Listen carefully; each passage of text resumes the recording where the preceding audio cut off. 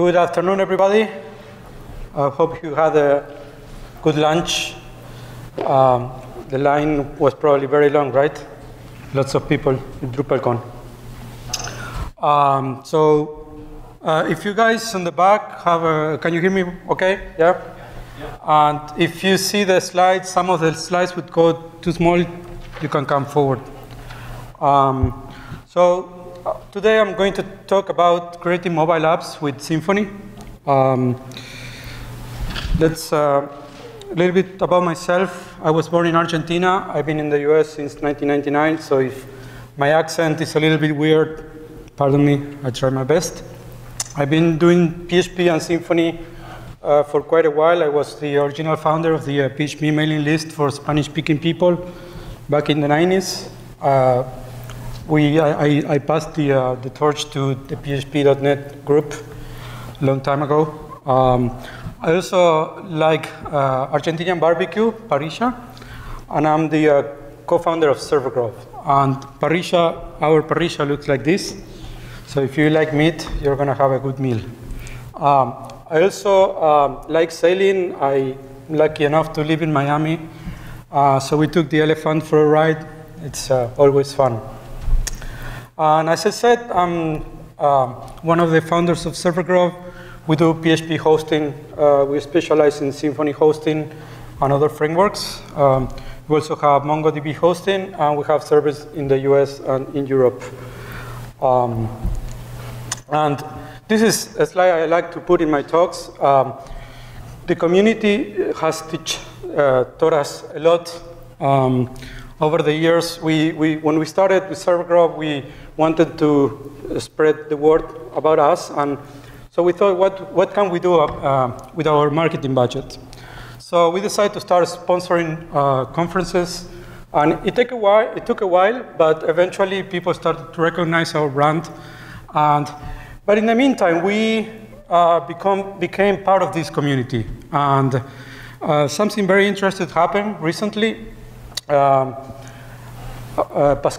Pascal Borrelli, I don't know if you know the guy, he likes to fix typos of any kind, and he asked us, he's a customer, so he asked us if we could put the translation files of our control panel on GitHub so people could check it out and fix typos and do other things. And so we did, and like in one day he started fixing typos, even in languages that he doesn't understand, which was very funny. But after a couple of weeks, we started receiving requests or questions, people offering to translate our control panel to other languages.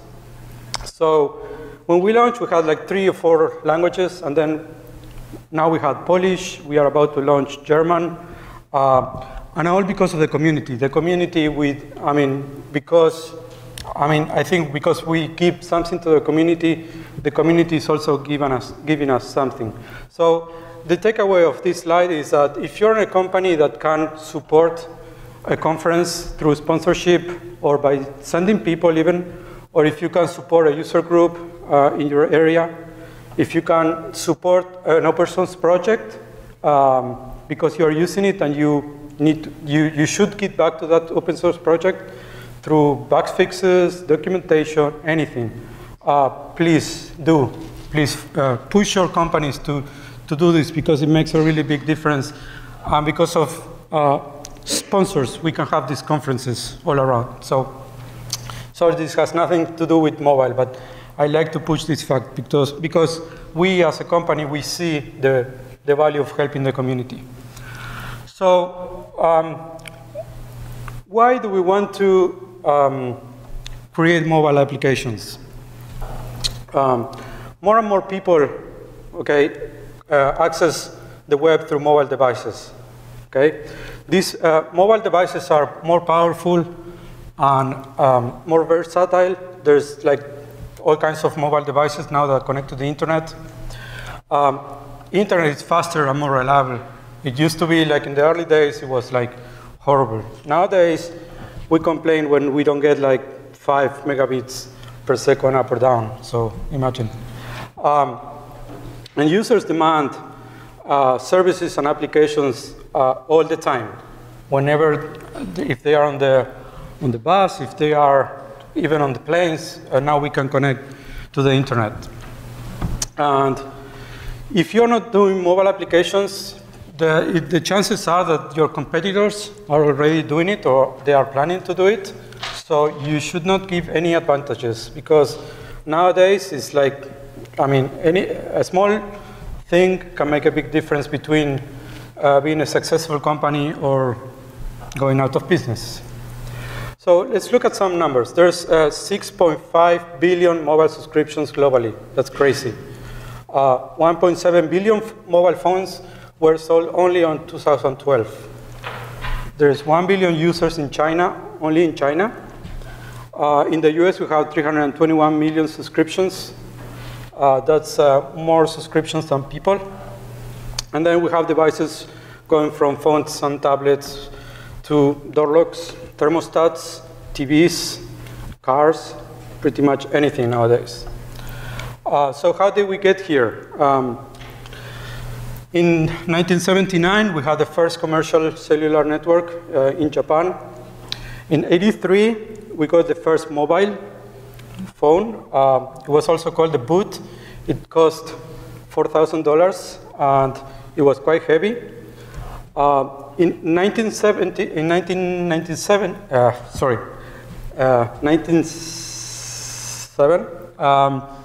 we got the first standard for connecting mobile devices to the internet using web clients, and the servers would send WML. It looks something like this. And the applications on the phones look like this. So if I was the developer of that application, I wanted to quit because it was horrible. And the users hated the phones, hated you, hated anything that had to do with that experience. But in 2007, we got the iPhone. In my opinion, revolutionized the whole mobile market. It had the first real web client where you could have like real websites and a good JavaScript. So later we got the App Store where millions of developers started selling their applications, making money. I mean, imagine a few years ago, all these people that are on the mobile market, what were they doing? How they were making money? It's quite amazing. 2008, we had the first Android device, which now is like the most popular smartphone in the world. And then we had the iPad in 2010, which at the beginning, people say, oh, this is a big iPhone. Well, I mean, not really. So what all this mean? It means that the PC is not dead yet. Some people say it's going to be dead. Well, but the information is now consumed on these phones and tablets and all these different devices. Like the desktops and laptops are like the minority of devices that people use to consume this information. And we as web application developers, we need to be aware of this. And this is just the beginning. It's the mobile generation. Okay, so we need to take action because otherwise we are going to be left behind. So Symfony, as you know, it's a set of components. And with these components, we have a full stack framework, which is really awesome. We have like about 25 last time I checked. I don't know if this number changed. There's components for like pretty much anything that we need to solve web problems. And we also have Silex, which is the PHP or the Symfony micro framework. And we can write a web application in just one file like this, very, very simple to get started. You get started with Silex in like 5 minutes, you have something running. So, I mean, you can use the full stack framework, you can use the components alone in your application, you can use Silex, whatever you do, these are all valid options. And why we want to use Symfony to create mobile applications? Well, it provides a really good base to build HTTP and REST APIs, because you have a really good foundation with all those components that are very well tested and they have really good documentation. Twig is an amazing templating engine. I used to work with some Smarty applications, and I really didn't want to do anything with it.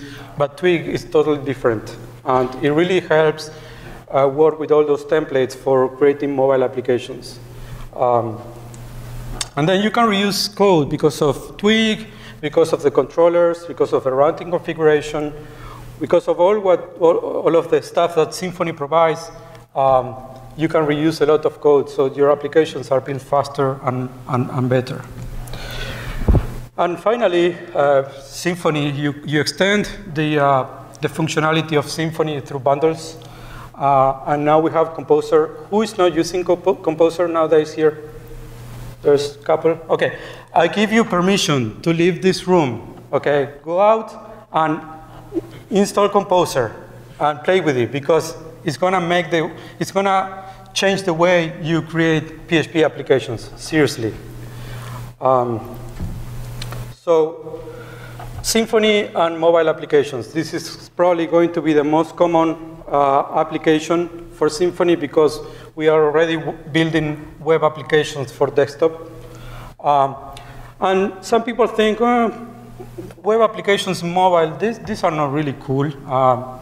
They don't compare with native applications, which is true with games and some other things. But check out this site, Forecast.io. Open it in your mobile app. It's going to ask you to put an icon on your screen, and when you launch it, it launches. It's a web application, but it totally feels like native. And so this is a prime example of what you can do with web applications in mobile devices. The limits are not there, really. So when it's time to create web applications in mobile devices, we have the help of a few different JavaScript frameworks. YUI was one of the first ones. I used it many, many years ago. jQuery Mobile is probably the most common one nowadays. This is the one I'm going to show a little bit today. And then you have others that you can look around and get ideas and see if it's a better match for your needs. So jQuery Mobile, it works across multiple devices. We have iOS, Android, BlackBerry, Windows Phone, etc. They provide a list of devices that they know they have tested and things work. So there is an A grade, which is really good support across all these devices. There is B grade, which some things don't work. And they update this list quite frequently. So every release of jQuery Mobile is getting better and better. It's based on jQuery.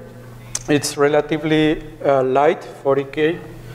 To get started, uses HTML5. It's accessible, which means it works on screen readers. So people with disabilities, they can still use your applications. It supports events, plugins, and themes, so you can extend what they provide out of the box, but you can also change the way it looks very, very easily. There's a lot of really good documentation. If you go to their site, they have examples, they have tutorials. It's really good. It's really easy to get started. So some of the features that it provides, it allows you to do page management, so you can have multiple pages in one HTML document and jump around between the pages easily. It has transitions, so you can apply effects between those pages. You have dialog windows, links and buttons, navigation bars, header, footer, forms, lists, and so forth. There's many more things. So a page or in jQuery Mobile, it looks like this. You define the page, and you can use a div, and then you say data role equal page, and then you give an ID to the page, and then inside you define the content. The main content is going to be in data role content, and then you put just HTML stuff. If you have multiple pages in that HTML document, you can have those different pages defined in the div with the data role page. And then in the links, if this works, In the links, you put the ID of the page that you're linking to, and then jQuery Mobile is going to transition to that new page whenever you click on it. And there's no round trips to the server. So you generate this HTML document with multiple pages, and once it loads in the client, it doesn't go back to the server unless you are loading a different page or doing some AJAX to load content. If you want to define transitions between these pages, you just say data transition equal pop, slide down, flip, and fade, and that will apply the transition. And also, if you put data-rel equal dialog over there, it's going to open a dialog window instead of going into a different page. So this is what a dialog window looks like. You have navigation bars, you have different styles of navigations, and you define them in a header. So you define data role equal header. You define the position where you want to put that, and then jQuery Mobile is going to do it for you. We have forms. We have different types of fields for forms. And then we have lists. We can create lists of data that can be separated by markers. You can also add search to those lists very, very easily. So Symfony and jQuery Mobile work quite well because, jQuery Mobile is all on the client side. The only thing you need to do is output in the HTML the correct HTML and the JavaScript, and then you are ready to go. So we can define the main layout of our jQuery Mobile application in the layout.html.twig. Then you define the block content where you're going to put the different pages. And then in your different templates, you're going to define the content, and you're going to extend from layout. So in this case, we are defining a page called home, and it's going to have a header, and then a content, etc. So one thing that you could notice is that if you have multiple pages, the header may have to be repeated. So it's a good idea to put it in a separate template, and then with Twig, we include it in the different templates of each page. And if you have any questions, please feel free to raise your hand, and I will try to answer. So then we have routing. We use routing in Symfony to jump around pages. So we have a few different options to set up routing. This is a standard routing configuration. We have a home page, we have a talks page, and we can define which type of output we are going to send to the client using the underscore format feature of Symfony. So by default, you can do HTML, XML, etc. We can also include a special format called HTML that then we are going to use in the action to define which templates we are going to load. This is an option.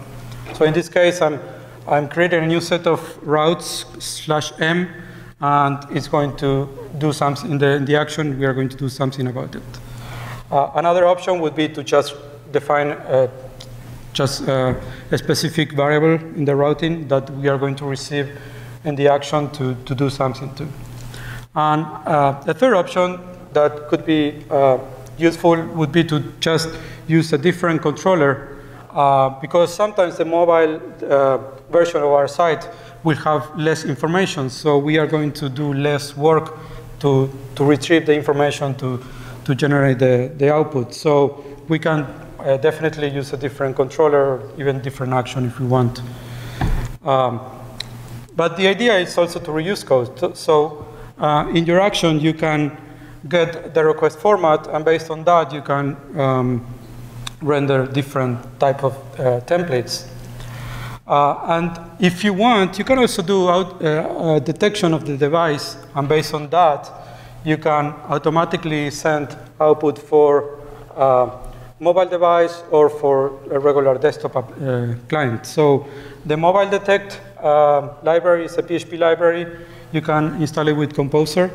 If you're using Symfony2, you can use the mobile detect bundle. If you're in Silex, you can use a service provider that also uses this library. And basically, if you're using the bundle, it's going to provide a service. So in your action, you get a reference to the service. Then you check, is mobile? OK, I'm going to use one template. If it's not, I'm going to use just a regular template. It also provides a set of twig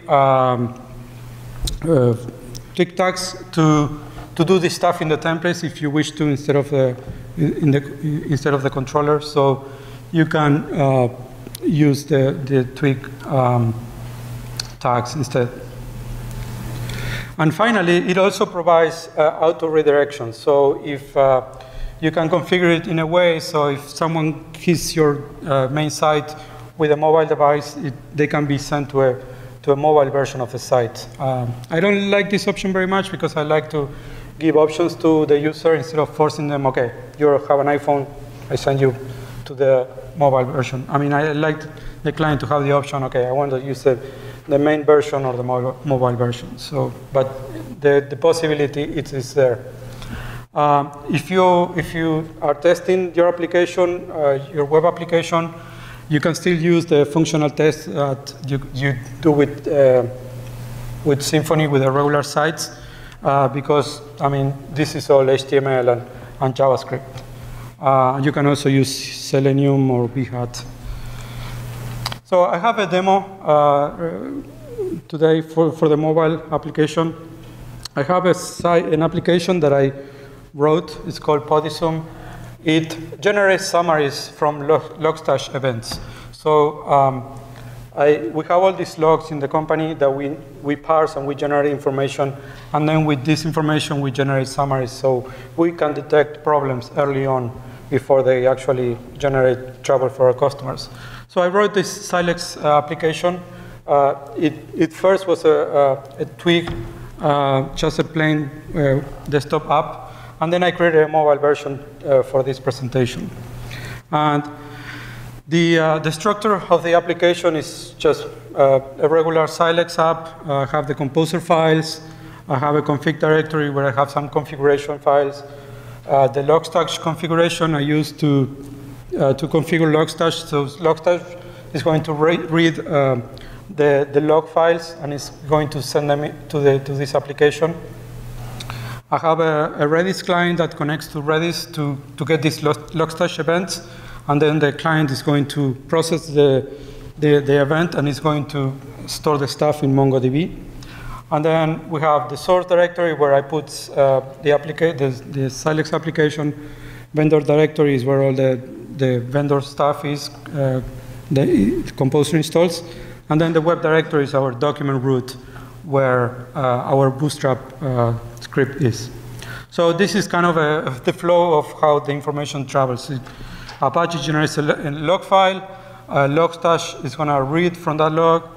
It's going to send events through Redis. And then we have a client connecting to Redis, retrieving those events. That client is going to process this stuff. It's going to store it in MongoDB for our Silex application to read from and then to send the stuff to the web client. So let's see, can you see that well there? So this is the twig or desktop version of the application. I have multiple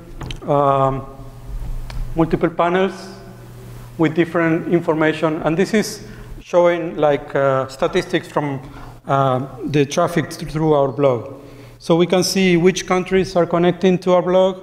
We can see the IPs, we can see the referrer, the user agent, and some other things.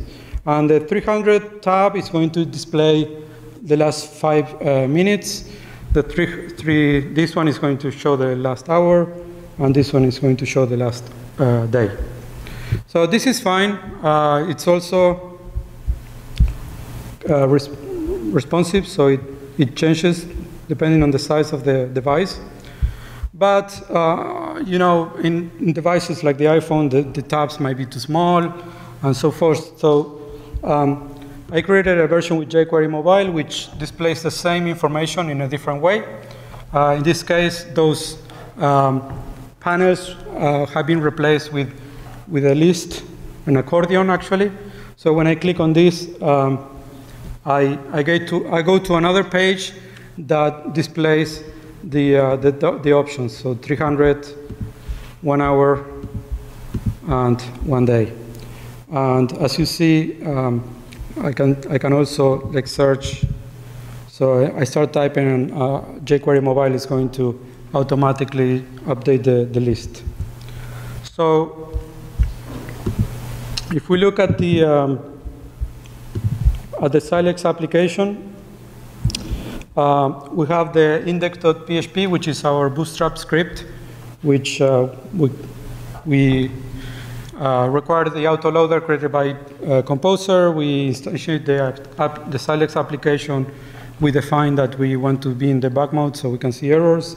And then we include an app.php where we have the application itself. Then we run it.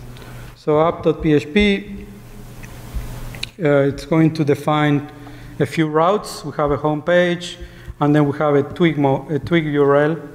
And this originally didn't have any parameters, so it was just displaying the desktop version. But then I added the parameters, so I can switch the view by just putting a mobile there in the URL, and changes the output. So in this case, I'm using a Mongo service to connect to Mongo, and then I retrieve the data from Mongo. I iterate through the different data and process it, create an array that I send then to Twig. And here, I can do detection. So if I don't specify any mode, then I can use the mobile detect library to check if it's mobile. If it's mobile, I change the view by setting the mode variable. And then with that, I use mobile, a template for mobile, or just a regular template. So if we go to the mobile layout, we have the layout that I showed in the previous slide, where we just define the basic HTML structure. We include the jQuery libraries, and then we define the block content. And then we have the index.html.twig template, where we actually generate these pages. So here we have the home page, where we create the first list of links for the different data that we have. And then we define links to the other pages. So we iterate through the collections, and we generate a link with the ID of the next page. And then we iterate again through the collections to create the other pages. So when I load this application on the client, it's going to load a bunch of pages all together on one shot, and then the next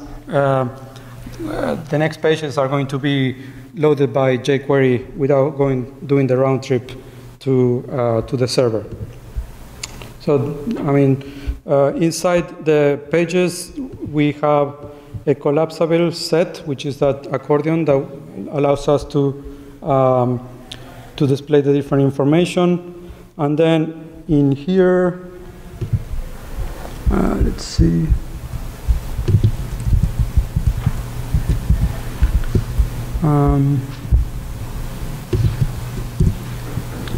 So here we can see that by defining data-filter equal true, we are adding search capabilities to this stuff.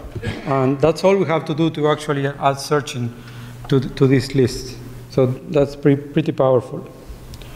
So if you see, when I click on these pages, the URL is changing, and that's how jQuery Mobile tracks the navigation through the different pages.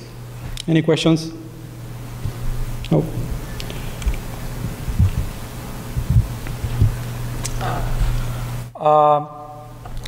I have another site. We organized a PHP conference in Miami last February, and I created a mobile version of the site. So this is kind of a similar flow, I have the 2 days, and when I click on them, I can go through the different talks, and they are divided by the slots. And then when I click on this, I get a dialogue with the description of the talk, the speaker image, and so forth. And this is also one HTML document with all these pages. So this is pretty cool. And this really took me it took me more time to collect the data for the different talks and put it in JSON format, or YAML actually, than actually writing the code for the application. Then we have native applications, right? The native applications will have to be written in different languages for different devices. So iPhone uses Objective-C, Android uses Java, etc. There are some frameworks that allows you to create these applications and that will work across multiple platforms. And so you do it once and you can deploy in different ones. These are some of the most common ones. But as you can imagine, PHP doesn't run on these devices. But these applications have to connect to a server to retrieve data. Some of the most common use cases are sending emails or messages in general, loading profile data of the user that is using the application, doing authentication and authorization, chats, I mean, you name it. There's plenty of things that you can do with Symfony on the server side to provide functionality to those native applications. Some considerations, I think it's very important to, if you're going to do mobile applications, do an API early on. It's going to be a lot easier to do it at the beginning of your design than afterwards. Also, APIs can be used by different types of clients. So the APIs can be consumed by APIs or even by customers with ideas that you never dream of. So it's quite good. And well, this we touch on.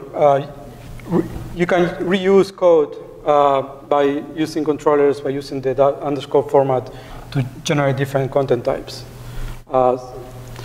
If you are on Symfony, you can use the REST bundle to create powerful REST APIs. Also, another very cool bundle is the API doc bundle that will generate documentation for your API based on annotations that you put in your API code. If you're in Silex, the responsible service provider is very cool. It's going to let you output or return XML or JSON very, very easily. It's going to use the accept header of the request to determine which output it will return. You just, in your controller, your action, you just return an array, and this service provider is going to transform that array into JSON or XML with the component that I just forgot. And then, if you want to get started with Silex, there's the Silex Skeleton REST GitHub project that you can get started with a sample application so you can see how to build it. Another very common thing to do with server-side stuff is to send push notifications. There's a bunch of bundles for Symfony that do this. Some are specific to Apple devices, some are specific to Google, but there's a couple that does the two of them, RMS push notification bundle and the other one. You can also use the send service components to do these things. So if you are using the RMS push notifications bundle, it's going to provide a service. Once you configure, you install it, you configure it, you have the service. So in your action, you just create an instance of the message, you set the content, you define the device identifier, you get that service, and then you send a message. Super simple. Another common thing to do is sending and receiving SMS. And we can also include voice applications here because you can interact with the phone through voice. So SMS applications, a user can send an SMS from their phone to a virtual number. That message is sent to an SMS gateway. The SMS gateway will say, okay, this virtual number corresponds to this HTTP server. So I'm going to send this message to the HTTP server through the internet. And then the HTTP server can be written in Symfony, of course. So this is a very, very valid use case. And then Symfony can also send SMS messages the same way it receives. So some common uses, we can use it for alerts, chats, electronic payments. I was in Chicago last week at Tech, and the keynote was from the guys that did the Obama re-election campaign, and they used all technologies that they could handle to do fundraising, and they use SMS, so you could donate to the campaigns through SMS, and so this is perfectly possible with Symfony. Another very common thing is to send ads, very, very annoying ads. And two-factor authentication, this is another common thing that is becoming very popular. So you secure your web applications by sending a text message, for example, to a device, so people have to authenticate with a second factor. There's a few different SMS providers. Twilio is probably the most common one. Nexmo is another one that I learned about last week. Clicatel, Bulk, SMS. And all of these provide HTTP APIs, so it's very easy to integrate. But Twilio, for example, has an SDK, a PHP SDK that you can use. They are configuring in packages, so you can use Composer to install it. And someone created a bundle, so the REST Twilio bundle provides a service that you can get using your actions. So you can send SMS very, very easily. You just get a reference to the service. You go through this chain of methods and variables, and then you send the text message. The same way, you can use the SDK to actually create phone calls. So with the Twilio service, you can also define, okay, I'm going to initiate a call from this number to this number, and I'm going to play an audio when the other end picks up the phone. And then you can also define these TWI-ML files, which are XML files that define the flow of the call. So you can create this very complex flow of interaction with the user, so they can press 1 to go to this, 2 to this, etc. So you can do really cool stuff with these things. Another common thing is to generate MMS, and MMS are these messages that contain audio, video, images, etc. One special use case of MMS is to generate these 2D barcodes. So you can use this QR code library to generate the barcodes, and there's also a bundle for Symfony that uses this library. And then the PHP Z barcode library at the end allows us to receive we receive an image with the barcode, and we can scan it and get the content of that barcode, because this image here can contain links or text, etc. So we can create an application that's going to scan this barcode, and we can do things with it. And then we have hybrid applications, which is a mix of native, web, and other things. These combine, like web, SMS, voice, native. We can combine them. We can use the application PhoneGap to create applications, native applications that are written in HTML and JavaScript. And PhoneGap is going to get all those files and it's going to generate a native application. And when you can put it in the App Store, for example, so you can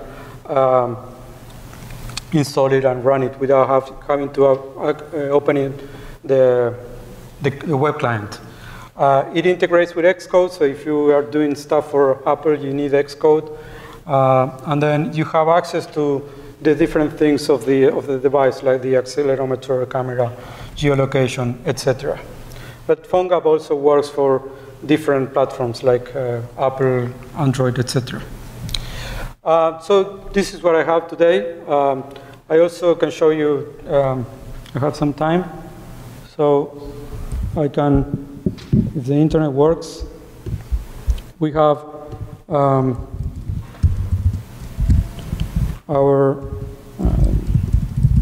this is the control panel of Server Grove, and we have a mobile version that we can see the different servers.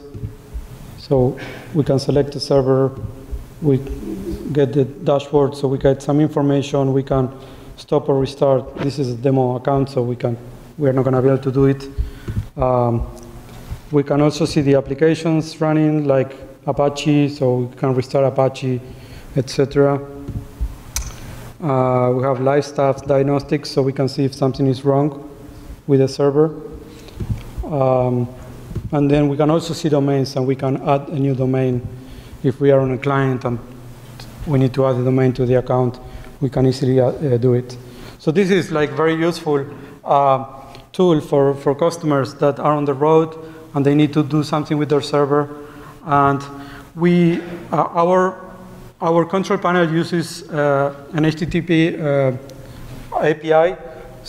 By default, it was doing that. So adding this application, this mobile application, was just a matter of writing the HTML and the JavaScript to consume that API. So it was very, very easy to do and very quick.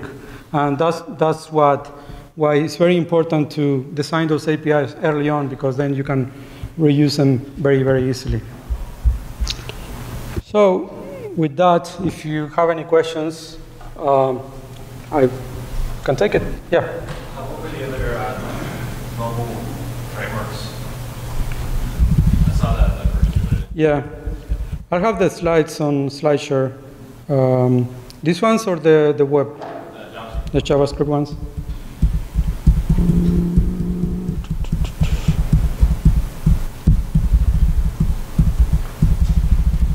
Sorry. There you go. I like jQuery Mobile because it's the one that is mostly used and it's very actively developed, supported by major companies. So, it has a good future. Yeah. Any other question?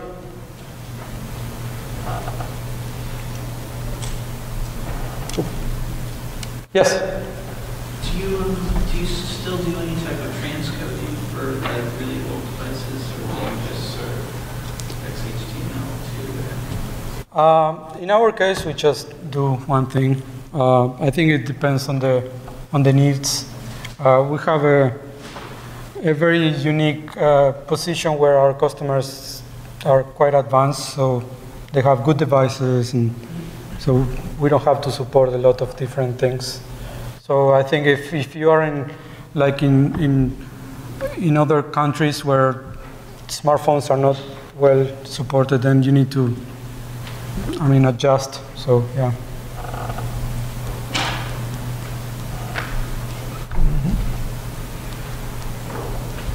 Okay. So let's. Go to the end. I'm going to have the slides online, so you can check them out.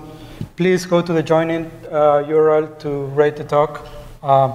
If you rate the talk, I'm going to give you a USB key like this, which it also opens beer, which is very, very useful. The code for the Podisum app, which has a mobile version, it's on that GitHub URL, so you can check it out. It's not very pretty, but it's functional, it works. It's a simple application that allows you to see how to get started. So I think it can be useful for people. And then the slide share, I'm going to have the slides there. And hope you enjoyed the talk and you learned something today. Thank you.